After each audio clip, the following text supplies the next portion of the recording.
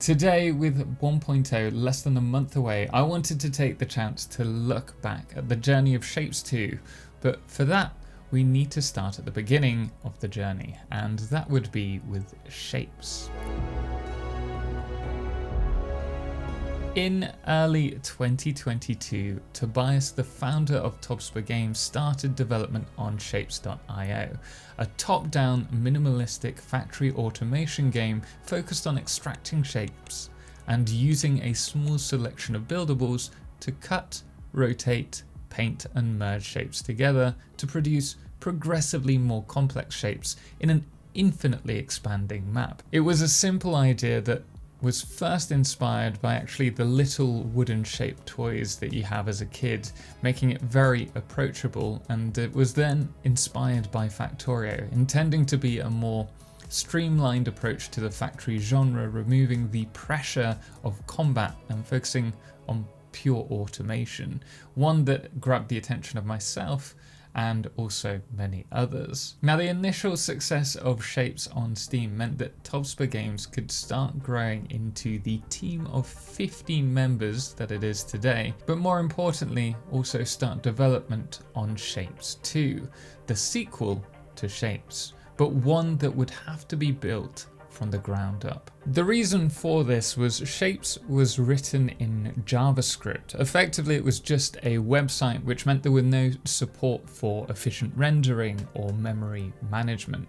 Larger factories subsequently had performance issues because of this, and this was one of the many factors that led to Tobias wanting to create the sequel. Now, keeping the core foundation of Shapez in mind, prototyping started in 2022, followed by dedicated production in 2023, and we've been working on it ever since.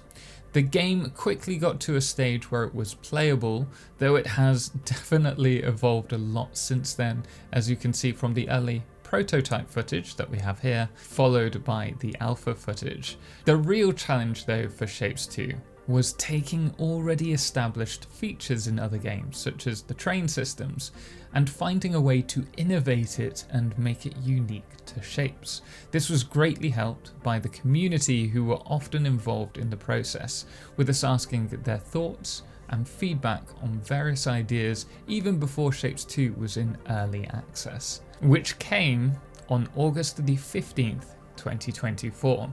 Now, it released with a familiar but brand new take on Shapez, featuring a 3D world with a new art style and on a larger scale, with factory platforms bound together with space belts, pipes and trains, sending completed shapes to a vortex. The 3D nature of the game gave us the opportunity to make all buildings open and animated, something that set Shapez apart from other factory games. You could physically see the shapes being split and painted, something that we are very proud of. And looking back at the process, Shapez very much feels like it was a prototype for Shapez 2 rather than Shapez 2 being Shapez in 3D. The launch went exceedingly well, tripling our own expectations, and the response taking us by complete surprise, with a 97% review score rating on Steam and also from various review websites. But this didn't change our intention. We wanted to continue taking feedback on a larger scale from you, the community, further developing the game, and more importantly, producing a game that you, the community, love just as much as we do. So rather than rush to 1.0, we wanted to take the time to refine all of its elements, which meant releasing to early access with all the core features in place, allowing for a fully playable experience, giving us plenty of feedback to work on.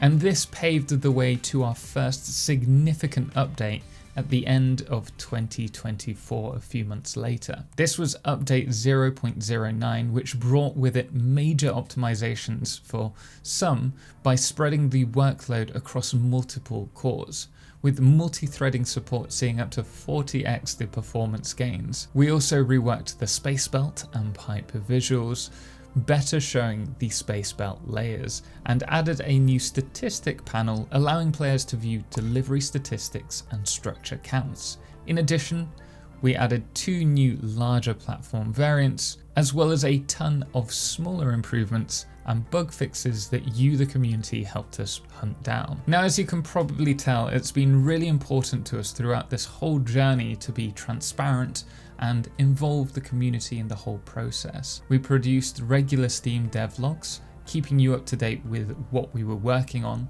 and we also regularly asked feedback on the community Discord for future changes.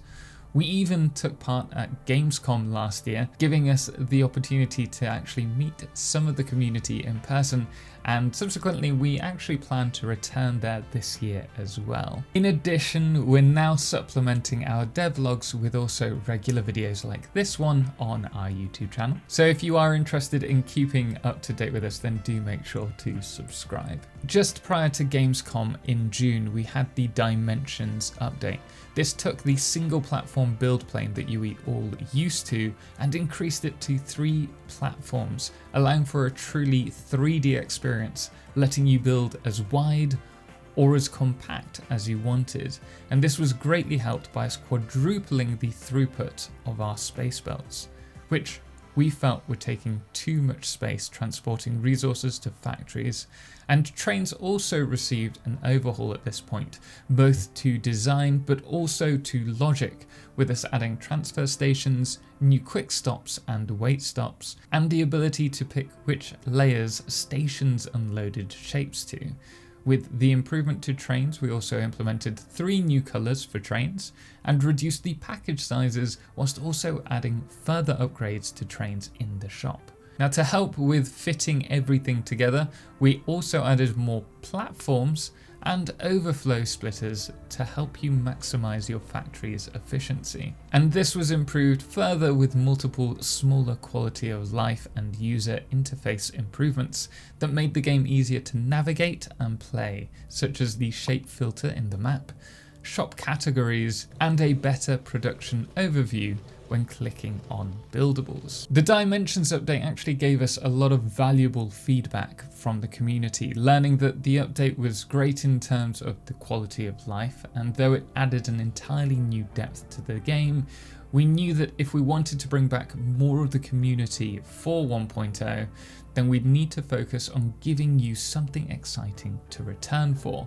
like a new game mode, which is actually in part why we've been developing Manufacture Mode for 1.0, but also expanding on the classic experience, and we really cannot wait for you to try it out. Which leads us to today, where 1.0 is just around the corner. Now, we've already touched on a lot of new additions to 1.0 in our recent videos, such as the new Manufacture Mode and changes to the classic mode experience, bringing with them new shapes and challenges to overcome, including achievements, all of which have been made easier with an assortment of quality of life additions. And in the future, we're going to be talking about mod support in 1.0 too. Now, we've also refreshed the UI, and many of the visuals, such as pipes and wires, have also been reworked. And many of these choices were influenced by the community. So I hope this has given you an idea as to why we're so grateful to you, the community, as you really have helped us shape the game into what it is today. But it's not going to stop there. We fully intend to provide more updates after full release. But before we work on that, we'll need to know what you think of 1.0, and we'll be summarizing everything that you need to know about that and its changes soon. But if you're curious as to how Manufacture Mode will change things up in 1.0, then make sure to check out our video on that next. But until next time, thanks for watching.